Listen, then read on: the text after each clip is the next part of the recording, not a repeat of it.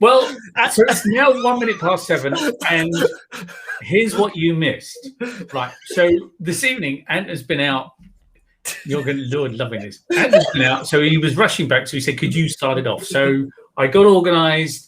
I got the graphics going, and it's all great. And I did this wonderful, it has to be said, introduction. Let's do it again, John. Right, 3, 2, 1, go. Welcome, hello. It's 7 o'clock on Tuesday. It's always 7 o'clock on Tuesday, and it's Seedcast Live. And I'm here, as always, Ant Baker, and I'm with the wonderful, the charming, the brilliant, the effervescent John. See, there you go. It just doesn't work. No, but it's good. But that was amazing because I like the way that you put so much effort into it as well. You were just like so excited. We're live here, Seedcast. We're here at 7 o'clock every Wednesday, but it's not Wednesday, it's Tuesday, 7 o'clock. So today it's the 13th of Tuesday. You're back in your time warp from last week.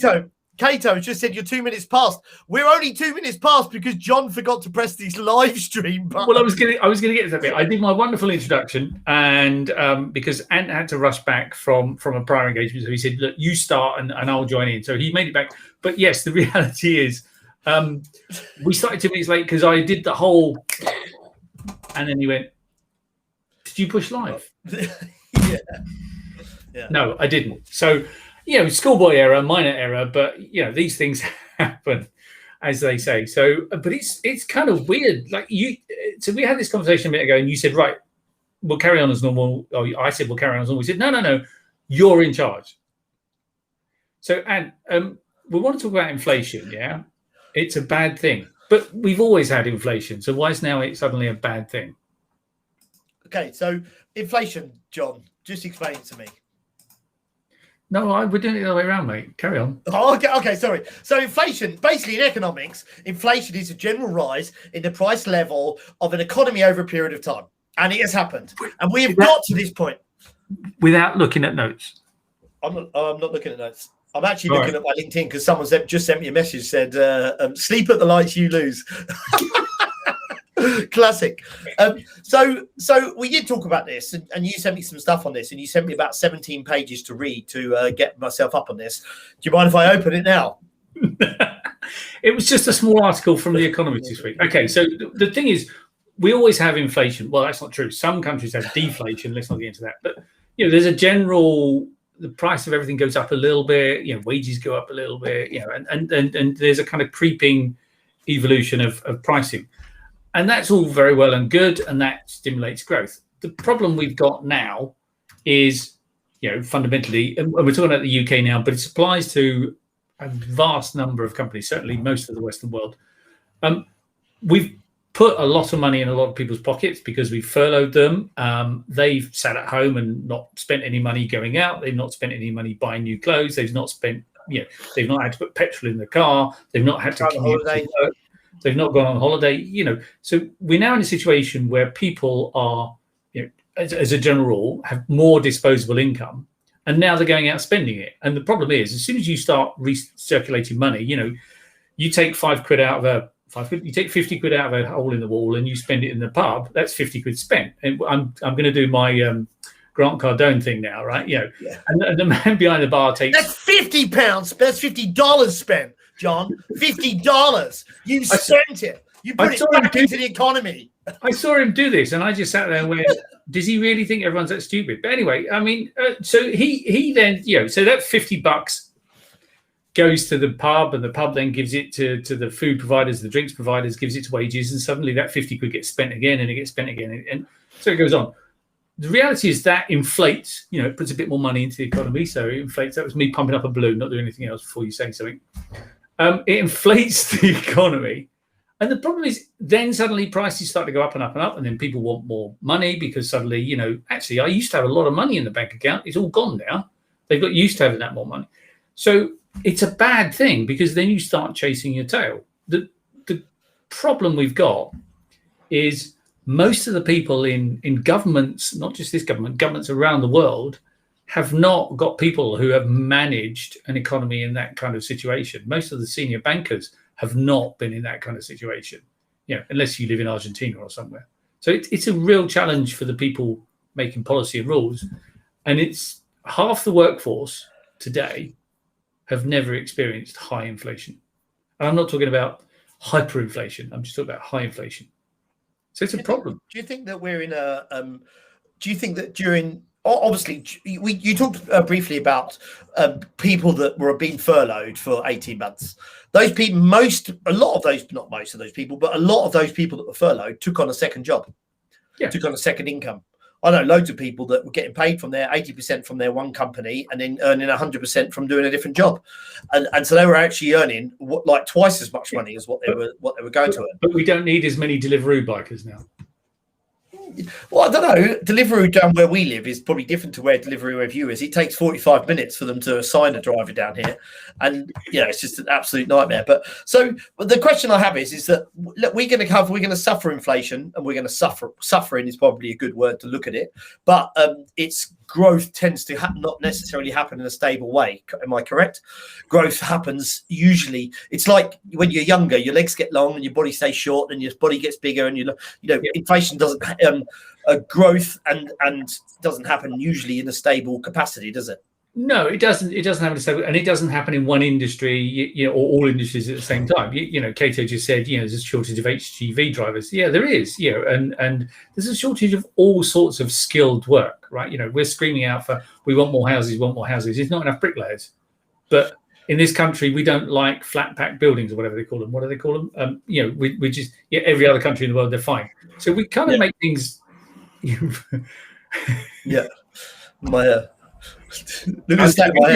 going to read this out. Inflation is round your middle, Ant. Shut up. It is 100%, and it's but inflation isn't consistent, right? There'll be parts of the economy will grow quicker than others, and it just puts a strain. It makes everything you want to buy more expensive, right? And then you kind of go, well, I need a pay rise. Well, hang on, we're now. The cost of doing something now goes up. Well, if the cost of doing something, such as HGV drivers, we pay them more, the cost of cans of Coke being delivered, other drinks are available, goes up. And so it goes on. And it becomes you're chasing your tail all the time.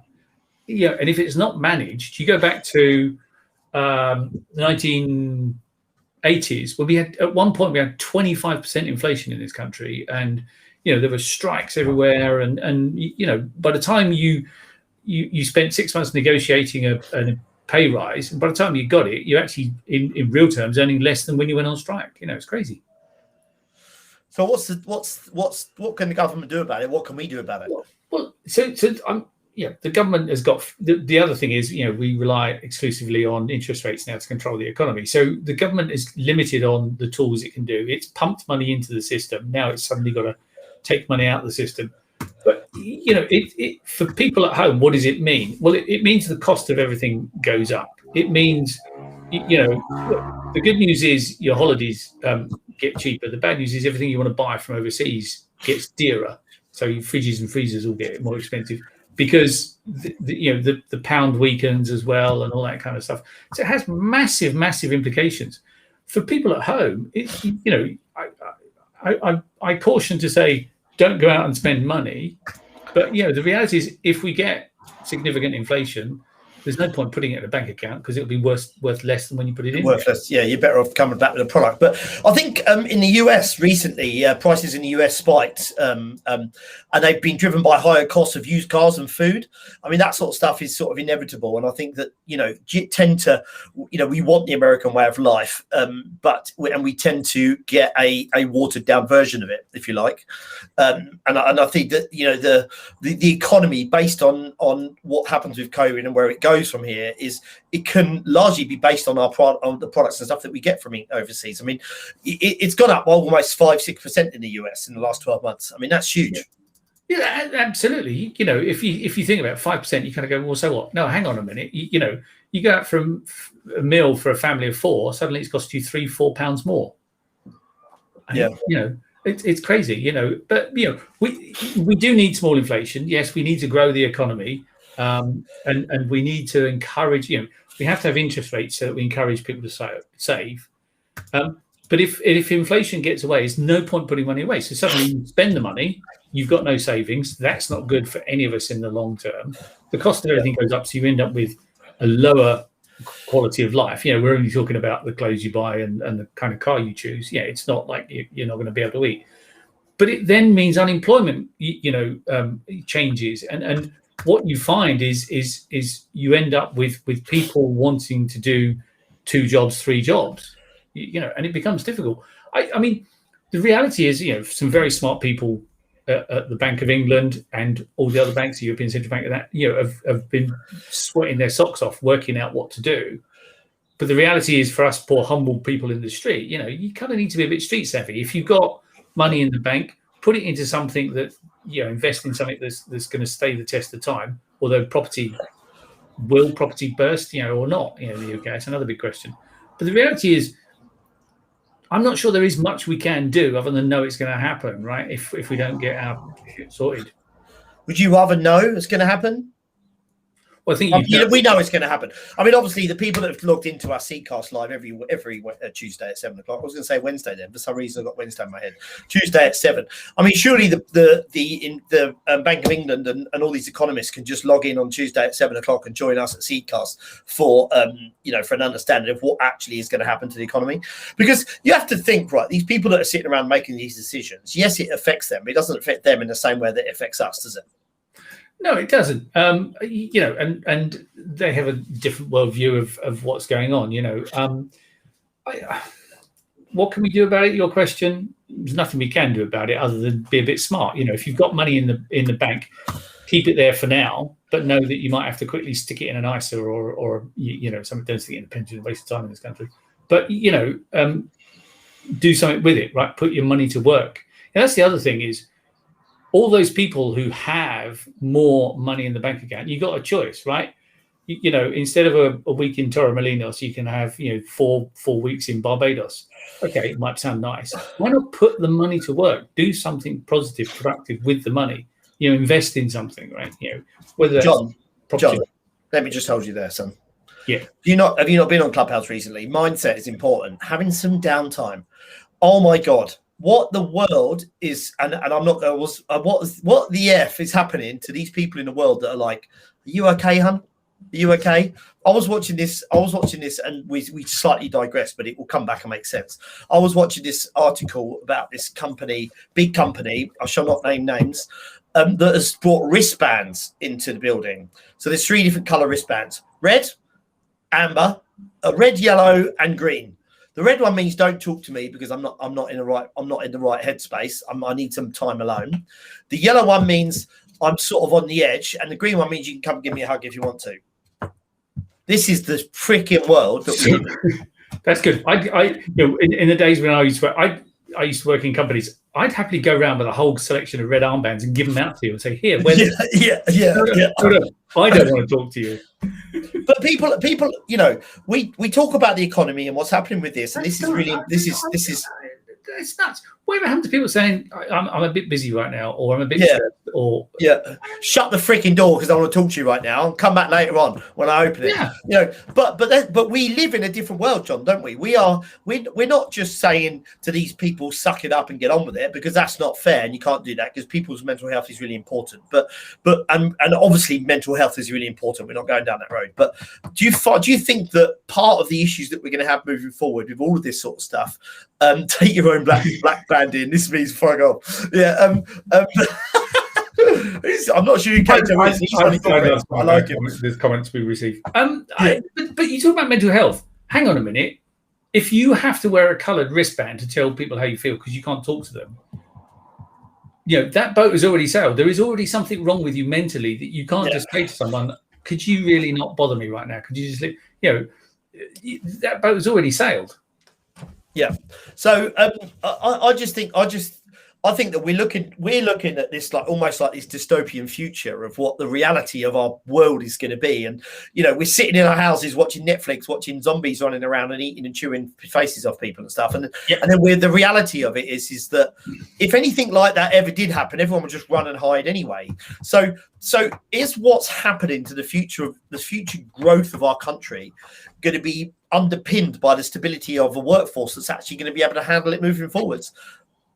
Well, just sit down and watch Legend, everyone, tonight. Great movie.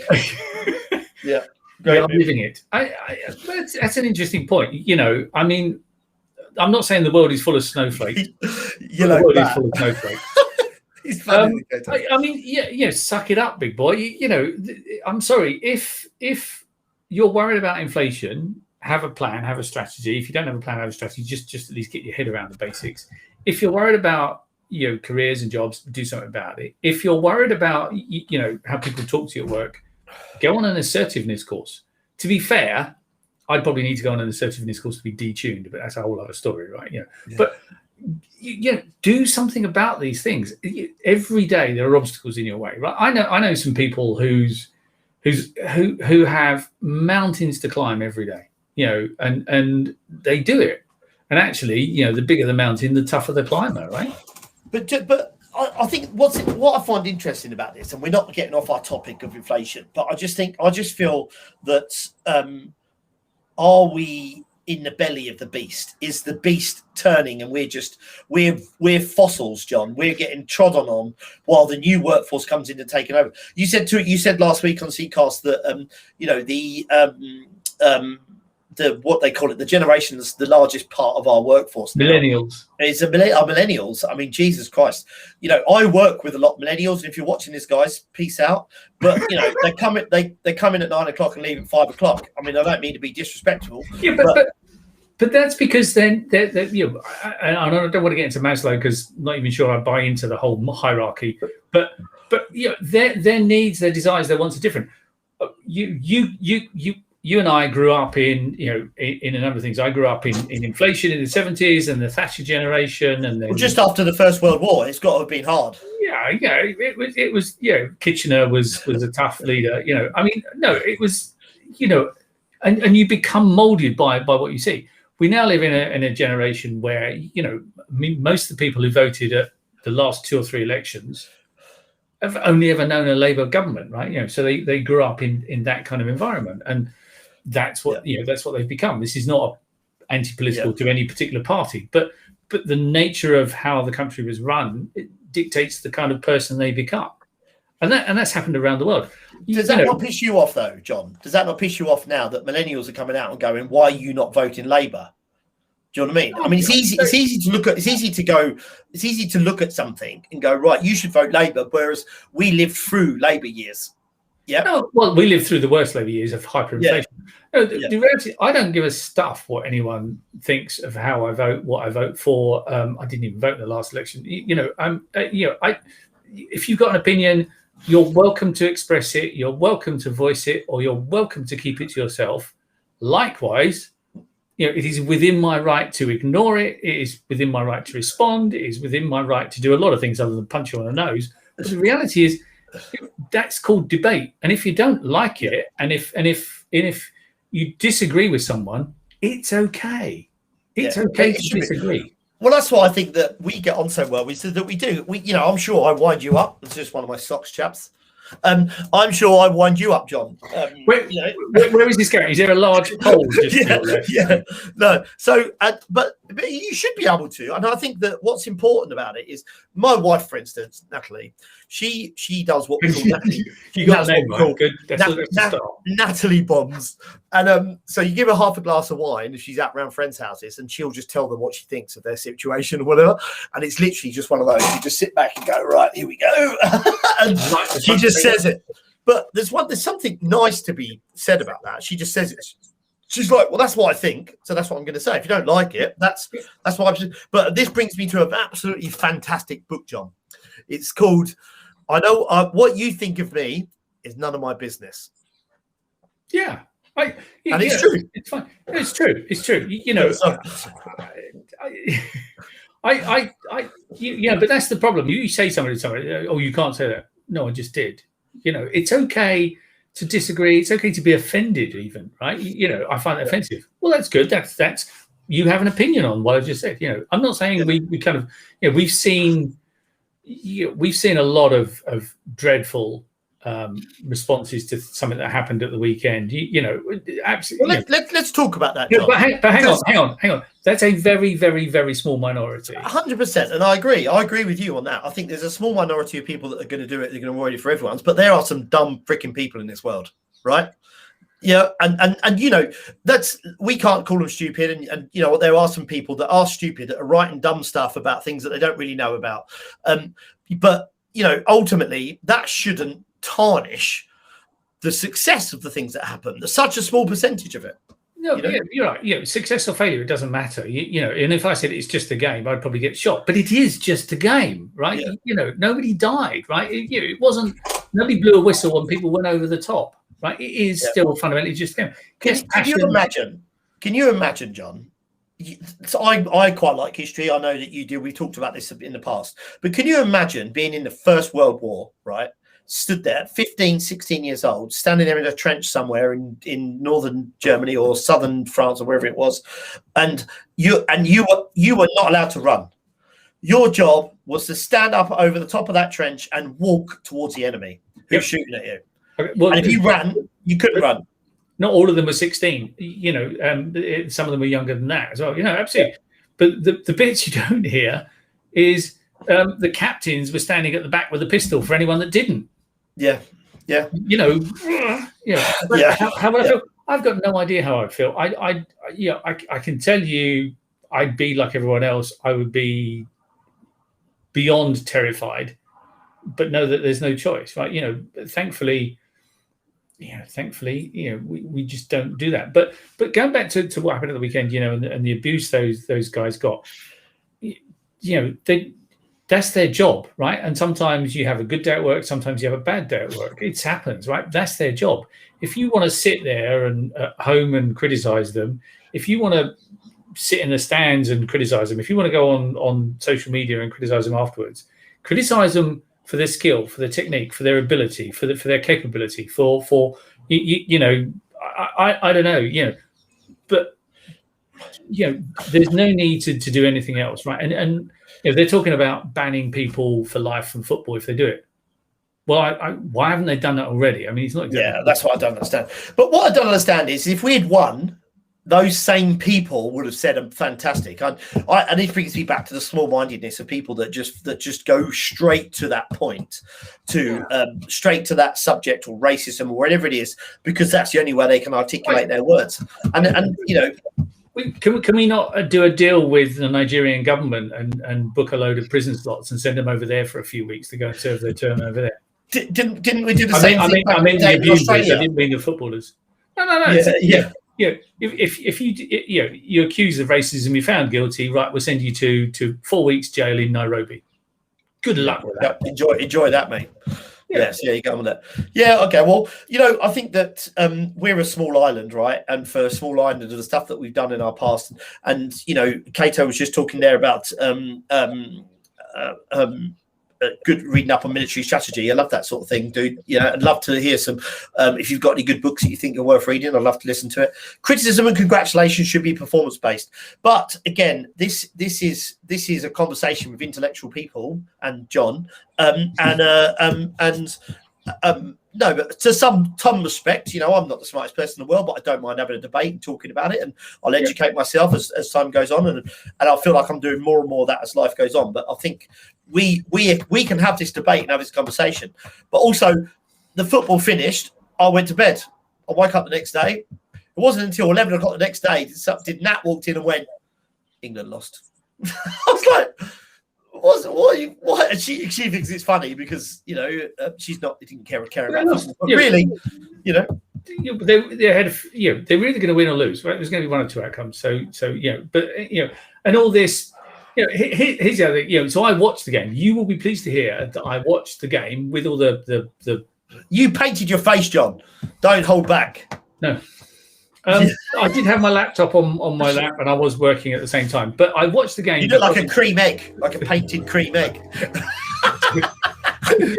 If I put across it's a helicopter. No, I watched it because because if I didn't, you would accuse me of being non-patriotic and all that kind of stuff. But I was on a call earlier today and someone said, "Oh, what a shame at the weekend." I went, "What do you mean? We put 50 points on Canada. What's your problem?" Yeah. What was that in? Yeah. It's there are other sports. No one cares about rugby. Only care about rugby if we're in the final. What is the UK's biggest participation sport in this country? Football. Swimming. Actually, I did this recently. Actually, when I was working with Sport England on the windsurfing front, is that they were talking about what's the largest participation sport in the country, and it is swimming. It's open water swimming, because everyone can go and do it. There's no the only limitation, the barrier of limitation is weather. But there are still fishing. There are still people that do it, and I found that really interesting. As far as more people swim, more people do absolutely fishing.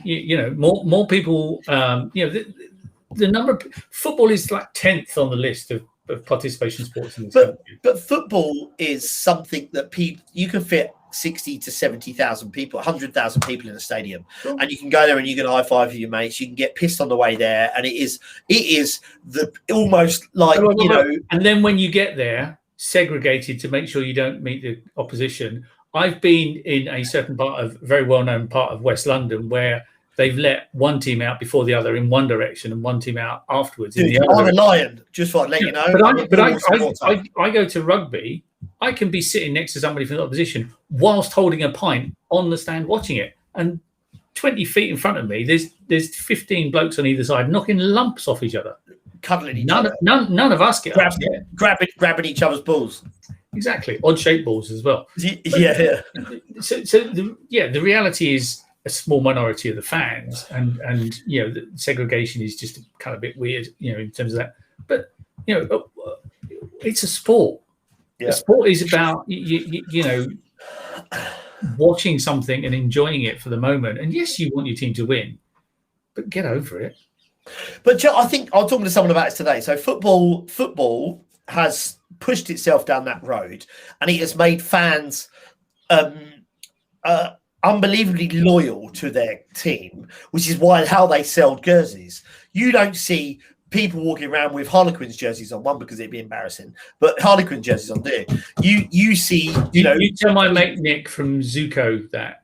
Yeah, but you are walking around. You see people walking around in Man United shirts or Liverpool shirts. Christ, I've been to football today, and everybody rocks up in like the Liverpool tracksuits and all this sort of stuff, and they will wear them around. I would never wear a football jersey walking around, but football players do. Rugby players don't. So rugby jerseys, I couldn't tell you a player that plays for a rugby team. I couldn't tell you a player that plays for any rugby team. Joe Marler. Never heard of him. Who's she play for? Joe. He plays for Holland. Joe Marler is amazing. You go on YouTube afterwards and just look at some Joe Marler interviews. The man is a machine. I mean, he's built like a Sherman tank, but he is so incredibly funny. So it's just fantastic. He has a career waiting for him when he leaves rugby. Absolutely fantastic, marvelous. And I think I like watching football. I do play football. I play rugby as well, and I enjoy both of them with the same. I enjoy rugby more the fact that it is at the end of the game you've been beating up your opposition, and at the end of the game you shake hands and you go and have a beer together.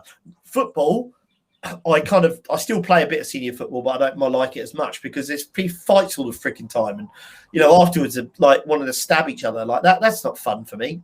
Not at my age. It's 35, It's 7:30. I was waiting for you to see if you got to that.